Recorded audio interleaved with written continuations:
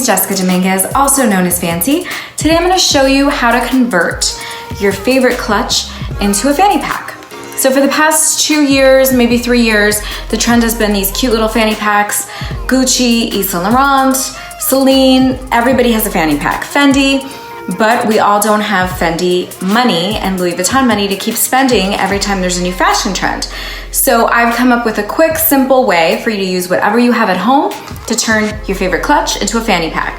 Now it doesn't have to be a designer clutch, it could be from any brand, but it all works the same. So I'm gonna take a name brand belt, I'm gonna take an Hermes belt, put it around.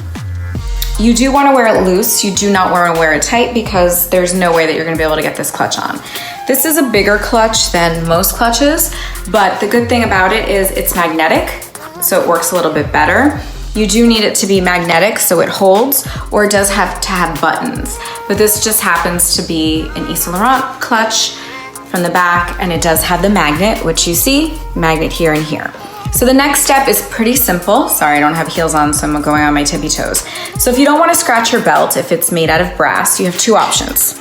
Okay, you can either put the pouch it comes in around, which you may lose, or this is a little non-attractive way. You could get a piece of paper towel, wrap it around because you don't want to scratch the buckle. My buckle's already scratched, so there's really nothing I can really do. But if you want to protect your buckle, these are your two options. You can use the pouch it came in, wrap it around, or you can use a good old paper towel. Now what you're gonna do is, remember, your belt has to be loose. You are going to stick the top of the clutch, preferably with all your items already in it. I have nothing in this right now. And you are going to slip this through just like that, okay? So when you do this, keep in mind that you are going to have to reach the magnet. If you have a YSL clutch, it does mold to your body a little bit better. I'm gonna show you a less expensive clutch later that you could turn into a top handle bag, but I've also worn it like this and it worked out good as well.